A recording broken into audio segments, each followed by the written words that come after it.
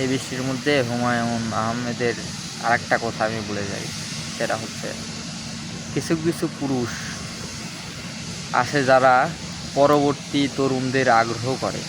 আমি আরও আছে, আমার ছোটো যারা তাদেরকে মানে আগ্রহ জোগানোটা এটা আমাদের ইয়ে। তো তারা কিন্তু অনেক আনন্দ পায়। হ্যাঁ, যে সচরাচর দেখবেন অনেক মানুষই কিন্তু তাদেরকে একটা কাজ করতে গেলে উৎসাহ যোগায় না, আরও আর কি দাবায় দেয়, এটা ঠিক না। তো